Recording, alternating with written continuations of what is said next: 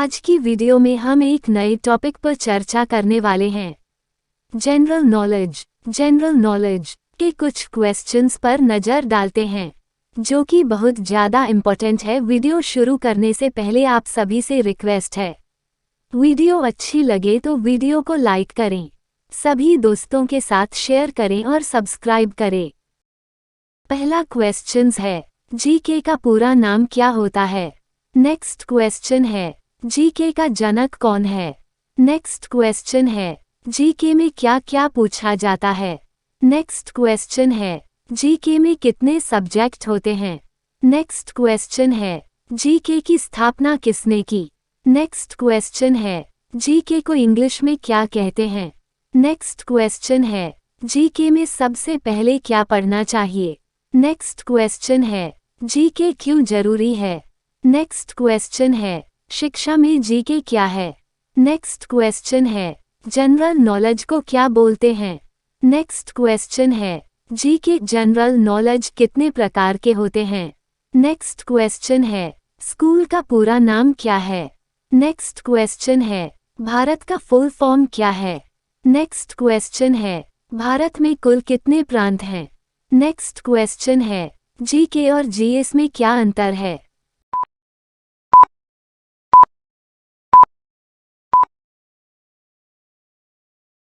पहला क्वेश्चन है, जीके का पूरा नाम क्या होता है? जीके की फुल फॉर्म जनरल नॉलेज होता है और इसे हिंदी में सामान्य ज्ञान कहते हैं। नेक्स्ट क्वेश्चन है, जीके का जनक कौन है? जीके का पिता डॉक्टर भारती कृष्ण तिलक हैं। उन्होंने जीवन के विभिन्न क्षेत्रों में विद्वता प्राप्त की थी और उन्हें भारतीय राष्ट्रीय आंदोलन में एक महत्वपूर्ण भूमिका निभाने के लिए जाना जाता है। उन्होंने सन 1921 में मराठी ग्रंथ कलस्रोत का संस्थापन किया था, जो उनके द्वारा लिखे गए विभिन्न विषयों पर लेखों का संग्रह है। डॉक्टर भारती कृष्ण तिलक बाल गंगाधर तिलक भारतीय स्वतंत्रता संग्राम के एक महत्वपूर्ण नेता थे। वे 23 जुलाई 1856 को महाराष्ट्र के रत्नागिरी जिले में जन्मे थे। तिलक ने भारतीय स्वाधीनता आंदोलन में अपना एक अहम योगदान दिया। वे विद्वान, शिक्षाविद और एक विचारक थे। उन्होंने वेदों, उपनिषदों और भगवद गीता के अध्ययन के माध्यम से हिंदू धर्म के अध्ययन को आधुनिक तरीके से प्रचारित किया। उन्होंने स्वराज्य हमारी जन्मसिद्ध अधिकार है जैसे नारों का प्रचार किया और भारतीय स्वाधीनता की लड़ाई में जनता को उन्मुख किया। तिलक ने दक्षिण महाराष्ट्र में गणेशोत्सव के आयोजन की शुरुआत की थी, जो बाद में पूरे भारत में फैला। उन्होंने भारत की स्वाधीनता के लिए लड़ाई में भूमिका निभाई थी और उनकी सोच आज भी हमें प्रेरणा देती है। वे इस दुनिया से 1 अगस्त 1920 को चले गए थे। नेक्स्ट क्वेश्चन है, जीके में क्या क्या पूछा जाता है? इसमें देश दुनिया की विभिन्न खबरों के अलावा इतिहास, भूगोल, राजनीति, मनोरंजन और साहित्य तक के सवाल पूछे जाते हैं। नेक्स्ट क्वेश्चन, जीके में कितने सब्जेक्ट होते हैं? सामान्य ज्ञान 20 विभिन्न डोमेन या विषयों के तथ्यात्मक ज्ञान को संदर्भित करता है। नेक्स्ट क्वेश्चन, जीके की स्थापना किसने की? जीके के संस्थापक स्वामी वाग्भटानंद थे। नेक्स्ट क्वेश्चन, जीके को इंग्लिश में क्या कहते हैं? सामान्य ज्ञान, अंग्रेजी अर्थ, Cambridge dictionary. Next question, GK में सबसे पहले क्या पढ़ना चाहिए? अपने जीके को स्ट्रॉन्ग बनाने के लिए एक इंग्लिश इंटरनेशनल जीके न्यूज़पेपर लेकर प्रतिदिन जरूर पढ़ें। इससे आपको पूरी दुनिया के बारे में घर बैठे पूरी जानकारी मिलेगी। साथ ही न्यूज़पेपर पढ़ने की आदत सामान्य ज्ञान में आपकी मजबूत पकड़ बनाएगी। नेक्स्ट क्वेश्चन, जीके क्यों जरूरी है?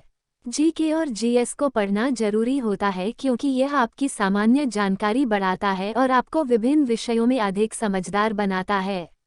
इससे आप दैनिक जीवन में अधिक सक्षम और सुरक्षित होते हैं। साथ ही यह सरकारी परीक्षाओं के लिए बहुत महत्वपूर्ण होता है। नेक्स्ट क्वेश्चन, शिक्षा में जीके क्या है? सामान्य ज्ञान शिक्षा का एक महत्वपूर्ण हिस्सा है। यह न केवल बच्चों को ज्ञान प्राप्त करने में मदद करता है बल्कि उन्हें दुनिया भर में क्या हो रहा है इसके बारे में भी जागरूक करता है। नेक्स्ट क्वेश्चन, जनरल नॉलेज को क्या बोलते हैं? सामान्य ज्ञान वह बेसिक ज्ञान है जो किसी भी व्यक्ति को सामान्य रूप से अपने रोजमर्रा के काम से सीखने को मिलता है। नेक्स्ट क्वेश्चन, जीके कितने प्रकार के होते हैं? एक अध्ययन के अनुसार 18 विभिन्न क्षेत्र सामान्य ज्ञान की परिभाषा को पूर्ण करने के लिए आवश्यक हैं। विज्ञान का इतिहास, राजनीति, खेल, इतिहास, शास्त्रीय संगीत, कला, साहित्य, सामान्य विज्ञान, भूगोल, पाकशास्त्र, चिकित्सा, खोज और अन्वेषण, जीव विज्ञान, फिल्म, फैशन, वित्त और लोकप्रिय संगीत। नेक्स्ट क्वेश्चन, स्कूल का पूरा नाम क्या है? यदि हम हिंदी की बात करें तो स्कूल का फुल फॉर्म हिंदी में sincerity, capacity, honesty, orderliness, obedience and learning होता है और इसको सच्चाई, क्षमता, ईमानदारी, सुव्यवस्था, आज्ञाकारिता और सीखना के नाम से भी जाना जाता है। नेक्स्ट क्वेश्चन, भारत का फुल फॉर्म क्या है? इंडिया का full form independent national democratic intelligent area होता है। इसे हिंदी भाषा में स्वतंत्र राष्ट्रीय लोकतांत्रिक बुद्धिमान क्षेत्र कहा जाता है। इसी को इंडिया का हिंदी फुल फॉर्म भी माना जाता है। इंडिया हमारे देश के आधिकारिक नाम द रिपब्लिक ऑफ इंडिया का संक्षिप्त रूप है। इंडिया के अलावा हमारे देश को और भी बहुत से नामों से जाना जाता है, जैसे भारत, इंडिया, हिंदुस्तान, आर्यावर्त, जम्बूद्वीप, भारतखंड, हिंद इत्यादि। नेक्स्ट क्वेश्चन, भारत में कुल कितने प्रांत हैं? वर्तमान समय में भारत में कुल 28 राज्य और 8 केंद्र शासित प्रदेश हैं। आपको बता दें, अगस्त 2019 से पहले भारत में कुल 29 राज्य और 7 केंद्र शासित प्रदेश थे। लेकिन 5 अगस्त 2019 में जम्मू कश्मीर से धारा -370 हटने के बाद जम्मू कश्मीर और लद्दाख को केंद्र शासित प्रदेश घोषित कर दिया गया। इससे भारत में राज्यों की संख्या 29 से घटकर 28 हो गई और केंद्र शासित प्रदेशों की संख्या 7 से बढ़कर 8 हो गई। भारत के 28 राज्य के नाम हैं राजस्थान, महाराष्ट्र, नागालैंड, मणिपुर, पश्चिम बंगाल, तेलंगाना, असम, त्रिपुरा, मध्य प्रदेश, तमिलनाडु, गुजरात, सिक्किम, आंध्र प्रदेश, उत्तर प्रदेश, पंजाब, कर्नाटक, मेघालय, उत्तराखंड, गोवा, हरियाणा, मिजोरम, अरुणाचल प्रदेश, छत्तीसगढ़, बिहार, हिमाचल प्रदेश, केरल, झारखंड और उड़ीसा। वर्तमान में भारत में 8 केंद्र शासित प्रदेश हैं। दिल्ली, अंडमान व निकोबार द्वीप समूह, चंडीगढ़, दादरा और नगर हवेली, लक्षद्वीप, पुदुचेरी, जम्मू और कश्मीर, लद्दाख आदि वर्तमान में भारत में 8 केंद्र शासित प्रदेश हैं। नेक्स्ट क्वेश्चन, जीके और जीएस में क्या अंतर है? जीके सामान्य ज्ञान और जीएस सामान्य अध्ययन 2 शब्द हैं जो अक्सर परस्पर विनिमय के लिए उपयोग किए जाते हैं, लेकिन उनमें कुछ अंतर हैं। सामान्य ज्ञान जीके उस ज्ञान को संदर्भित करता है जो एक व्यक्ति के पास इतिहास, भूगोल, विज्ञान, राजनीति और संस्कृति जैसे विभिन्न विषयों और विषयों के बारे में है। जीके प्रश्न आमतौर पर किसी व्यक्ति के ज्ञान और विभिन्न विषयों के बारे में जागरूकता का परीक्षण करने के उद्देश्य से होते हैं। दूसरी ओर, सामान्य अध्ययन जीएस सीखने के लिए एक व्यापक दृष्टिकोण को संदर्भित करता है जिसमें इतिहास, भूगोल, अर्थशास्त्र, विज्ञान और राजनीति सहित विषयों की एक विस्तृत श्रृंखला शामिल है। जीएस अकादमिक क्षेत्र में इस्तेमाल किया जाने वाला एक शब्द है और आमतौर पर उन पाठ्यक्रमों के पाठ्यक्रम को संदर्भित करता है जो विभिन्न विषयों की व्यापक समझ प्रदान करने के लिए डिज़ाइन किए गए हैं। प्रतियोगी परीक्षाओं के संदर्भ में जीके और जीएस का प्रयोग अक्सर एक साथ परीक्षा के उस भाग को संदर्भित करने के लिए किया जाता है जो विभिन्न विषयों के बारे में उम्मीदवार के ज्ञान का परीक्षण करता है। हालांकि कुछ परीक्षाओं में जीके और जीएस अलग अलग वर्गों का उल्लेख कर सकते हैं। उदाहरण के लिए, जीके अनुभाग उम्मीदवार के वर्तमान मामलों के ज्ञान का परीक्षण कर सकता है, जबकि जीएस अनुभाग विभिन्न विषयों से संबंधित अवधारणाओं और सिद्धांतों की उनकी समझ का परीक्षण कर सकता है। कुल मिलाकर, जबकि जीके और जीएस दोनों विभिन्न विषयों के ज्ञान और जागरूकता को संदर्भित करते हैं, जीके विशिष्ट तथ्यों और विवरणों पर अधिक केंद्रित है, जबकि जीएस एक व्यापक शब्द है जिसमें विषयों और अवधारणाओं की एक विस्तृत श्रृंखला शामिल है।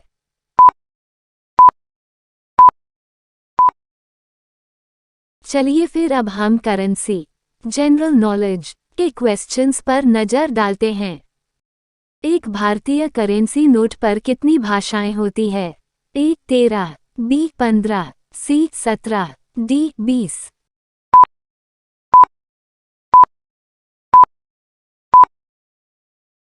उत्तर सी 17 भाषाएं। भारतीय करेंसी नोट पर 17 भाषाएं होती है।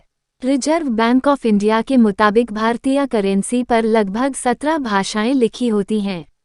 मौजूदा करेंसी नोटों 10, 20, 50, 100, 200, 500 और 2000 रुपये के पिछले हिस्से पर गौर करें तो आपको बीच में 15 भाषाएं छपी दिखेंगी। लेकिन सरकार रुकिए, सवाल का जवाब 15 नहीं है, 17 है, क्योंकि इन 15 भाषाओं में हिंदी और अंग्रेजी शामिल नहीं है। ये दोनों भाषाएं बड़े अक्षरों में नोट के आगे पीछे छपी होती हैं। इस तरह भारतीय नोटों पर कुल 17 भाषाओं में उसकी वैल्यू प्रिंटेड होती है। अब ये भाषाएं कौन कौन सी हैं ये भी जान लीजिए। नोट पर हिंदी और अंग्रेजी के अलावा असमिया, बांग्ला, गुजराती, कन्नड़, कश्मीरी, कोंकणी, मलयालम, मराठी, नेपाली, ओडिया, पंजाबी, संस्कृत, तमिल, तेलुगु और उर्दू भाषा में भी नोट की वैल्यू लिखी होती है। सेकंड क्वेश्चन है, भारतीय मुद्रा के लिए प्रतीक चिन्ह रुपए कब चुना गया?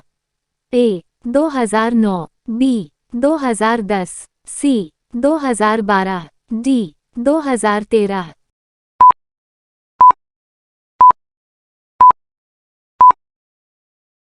उत्तर बी साल 2010। भारतीय मुद्रा के लिए प्रतीक चिन्ह रुपए 2010 में चुना गया। साल 2010 में रुपए को आधिकारिक तौर पर भारतीय मुद्रा का डिजाइन घोषित किया गया। प्रतियोगिता में पेश हुए हजारों डिजाइन में से आईआईटी मुंबई के पोस्ट ग्रेजुएट रह चुके छात्र उदय कुमार के चिन्ह को फाइनल किया गया। ये चिन्ह देवनागरी के व्यंजन र और लैटिन के अर्थ को मिलाकर बनाया गया है। थर्ड क्वेश्चन है, भारतीय मुद्रा इंडियन करेंसी के लिए प्रतीक चिन्ह रुपए का डिजाइन किसने तैयार किया? ए doctor Raghuram Rajan, B doctor Uday Shankar, C D Uday Kumar, D इनमें से कोई नहीं।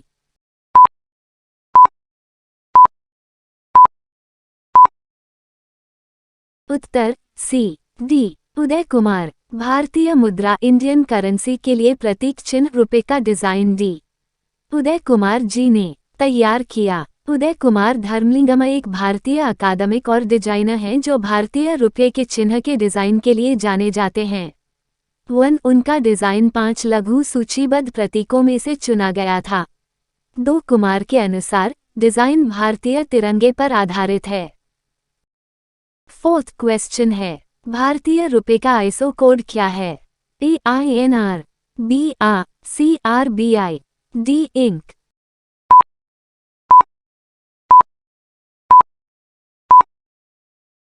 उत्तर ए INR। भारतीय रुपया INR भारत की मुद्रा है। INR भारतीय रुपये के लिए अंतर्राष्ट्रीय मानकीकरण संगठन मुद्रा कोड है, जिसके लिए मुद्रा प्रतीक रुपये है। फिफ्थ क्वेश्चन है, भारत में मुद्रा आपूर्ति किसके द्वारा नियंत्रित की जाती है? ए वित्त मंत्रालय, बी शेयर बाजार, सी SBI, डी भारतीय Reserve bank.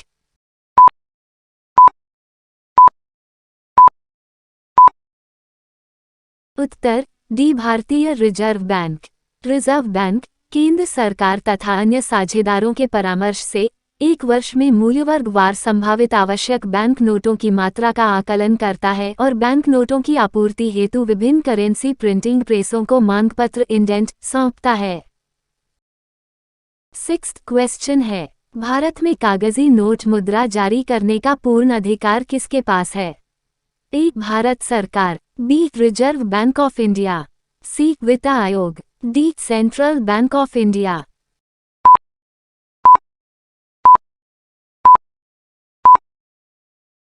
Uttar B Reserve Bank of India.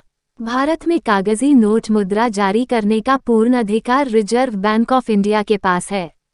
अधिनियम की धारा 22 के अनुसार भारत में नोट निर्गमित करने का एकमात्र अधिकार रिजर्व बैंक के पास है। सेवेंथ क्वेश्चन है, 1 रुपए के नोट को कौन जारी करता है? ए. भारतीय रिजर्व बैंक, बी. भारतीय स्टेट बैंक, सी. वित्त मंत्रालय, डी. National Stock Exchange.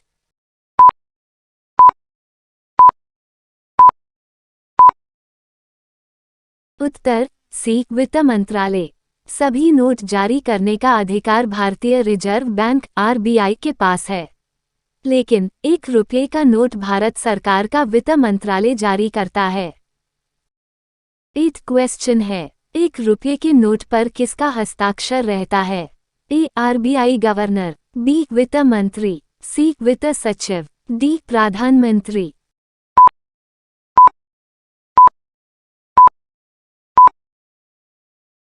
उत्तर सी. वित्त सचिव।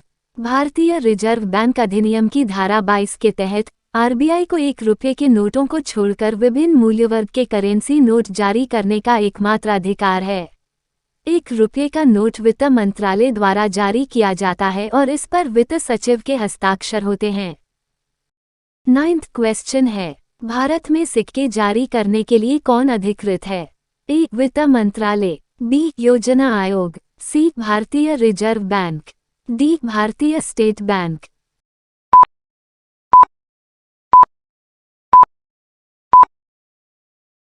उत्तर अ. वित्त मंत्रालय। 10th क्वेश्चन है, 2000 रुपये के नए नोट पर पीछे की तरफ किसकी आकृति छपी हुई है? ए. लाल किला, बी. सांची स्तूप, सी. मंगलयान, डी. रानी की वाव।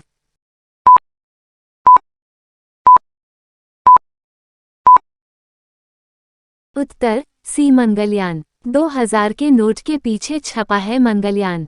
सबसे पहले बात करते हैं 2000 रुपये के नोट की, तो इसके पीछे मंगलयान की तस्वीर छपी है। मंगलयान भारतीय अंतरिक्ष एजेंसी इसरो का एक बड़ा ड्रीम प्रोजेक्ट रहा है। 11th क्वेश्चन है, 500 रुपये के नए नोट पर पीछे की ओर किसकी आकृति बनी हुई है? ए. लाल किला, बी. रानी की वाव, सी. हम्पी, डी. सांची स्तूप।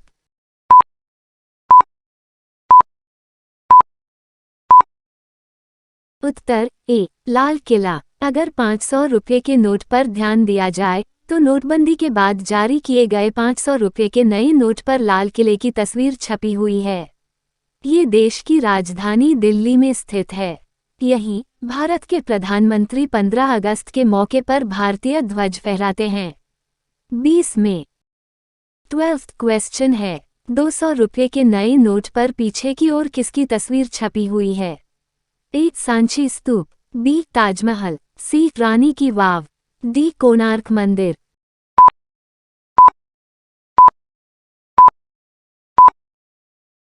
उत्तर ए. सांची स्तूप। इस मूल्यवर्ग के नोट भारत में पहली बार छापे गए हैं। 200 रुपये के एक नोट की छपाई की कीमत करीब 2.93 रुपये है। इस नोट के अगले भाग में महात्मा गांधी की फोटो और अशोक स्तंभ है, जबकि नोट के पिछले हिस्से में प्रसिद्ध सांची स्तूप की फोटो है। 13th क्वेश्चन है, 100 रुपये के नए नोट पर पीछे की तरफ किसकी आकृति छपी हुई है? ए. कोणार्क मंदिर, बी. हम्पी, सी. रानी की वाव, डी. इनमें से कोई नहीं।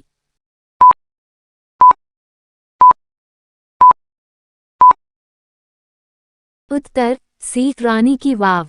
रानी का वाव। वहीं नए वाले नोट पर रानी की वाव की तस्वीर है। रानी का पाओ गुजरात के पाटन जिले में स्थित है। भारतीय रिजर्व बैंक ने जुलाई 2018 में 100 रुपये के नए नोट के ऊपर इस चित्र को छापा था। आपको बता दें, रानी की वाव को 22 जून 2014 को यूनेस्को के विश्व विरासत स्थल में शामिल किया जा चुका है। 14th क्वेश्चन है, 50 रुपये के नए नोट पर पीछे की तरफ किसकी आकृति छपी हुई है?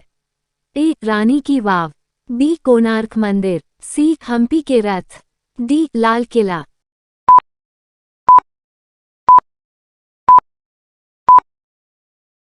उत्तर सी. हम्पी के रथ। 50 के नए और पुराने नोट पर है ये तस्वीरें। पुराने 50 रुपये के नोट के पीछे संसद भवन की तस्वीर है, वहीं नई नोट के पीछे हम्पी की फोटो छपी हुई है। हम्पी मंदिर कर्नाटक की तुंगभद्रा नदी के किनारे स्थित है। हम्पी कर्नाटक का एक प्राचीन गांव है। 15th क्वेश्चन है, 20 रुपए के नए नोट पर पीछे की तरफ किसकी तस्वीर छपी हुई है? ए. एलिफेंटा की गुफाएं, बी. एलोरा की गुफाएं, सी. अजंता की गुफाएं, डी. इनमें से कोई नहीं।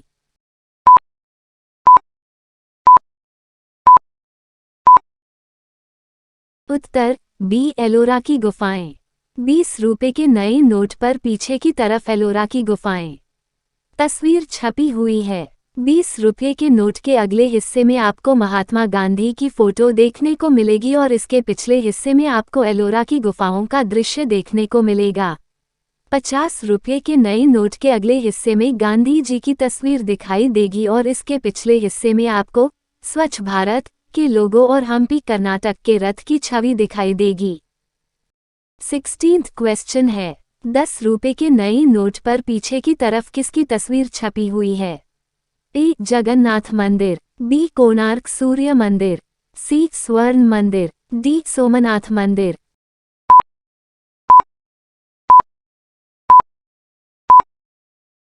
उत्तर बी. कोणार्क सूर्य मंदिर। 10 रुपए के नए नोट पर पीछे की तरफ कोणार्क सूर्य मंदिर की तस्वीर छपी हुई है। 10 रुपये के नोट पर कोणार्क का सूर्य मंदिर का चित्र अंकित है। यह ओडिशा के पुरी जिले में स्थित है। ये पुरी शहर से 35 किलोमीटर की दूर है। वर्ष 1984 में यूनेस्को ने इसे विश्व धरोहर स्थल के रूप में मान्यता दे दी थी।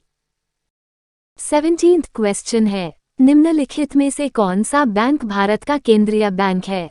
ए. State Bank of India, B. Union Bank of India, C. Bank of India, D. Reserve Bank of India.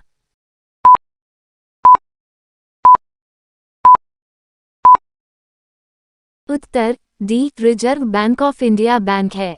Reserve Bank of India bank भारत का केंद्रीय बैंक है।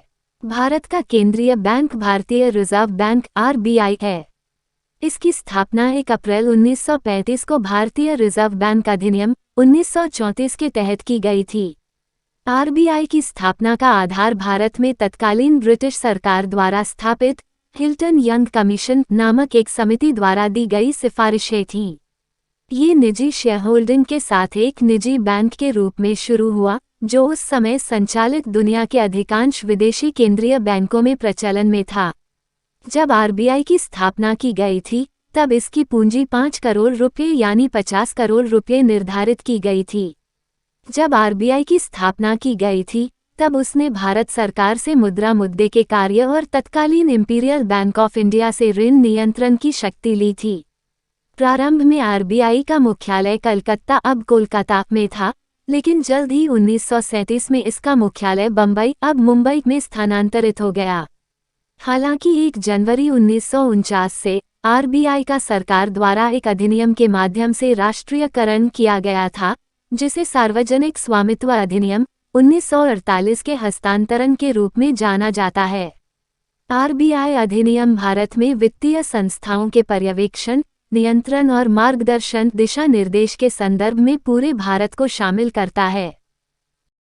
18th क्वेश्चन है, बुल एंड बियर शब्दावली का संबंध किससे है? ए. विदेशी मुद्रा reserve, B. Banking, C. Stock market, D. आंतरिक व्यापार।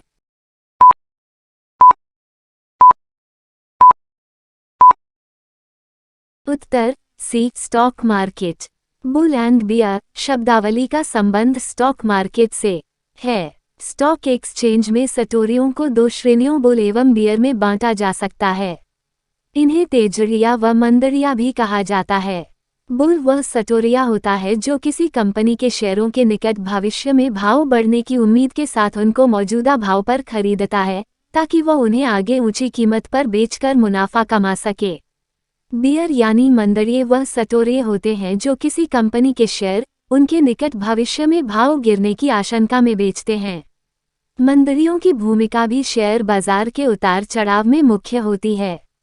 बाजार में जब बिना किसी आधार के तेजड़िया गतिविधियां बढ़ जाती हैं तो किसी न किसी घोटाले की आशंका भी बढ़ जाती है।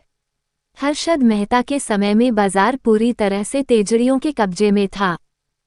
19th क्वेश्चन है, किस वर्ष नाबार्ड की स्थापना हुई? ए 1992, बी 1962, सी 1982, डी 1952।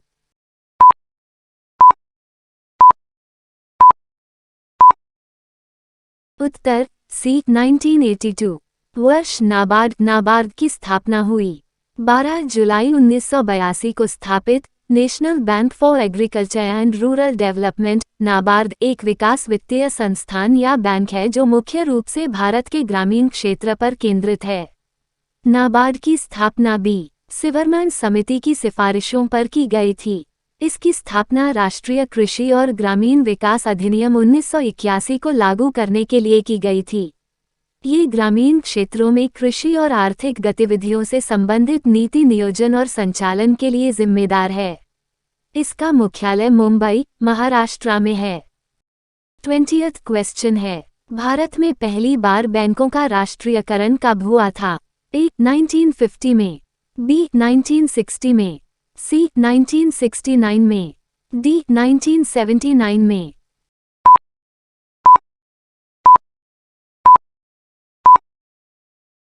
उत्तर सी 1969 में भारत में पहली बार बैंकों का राष्ट्रीयकरण हुआ था। 46 साल पहले आज ही के दिन तत्कालीन प्रधानमंत्री इंदिरा गांधी ने बैंकों के राष्ट्रीयकरण का अहम फैसला किया था। उन्होंने 19 जुलाई 1969 को 14 निजी बैंकों का राष्ट्रीयकरण कर दिया था। और दोस्तों, इस टॉपिक को यही खत्म करते हैं। आज के लिए बस इतना ही। वीडियो में अंत तक बने रहने के लिए आप सभी को धन्यवाद। अपना ध्यान रखें। जय हिंद, विजय भारत।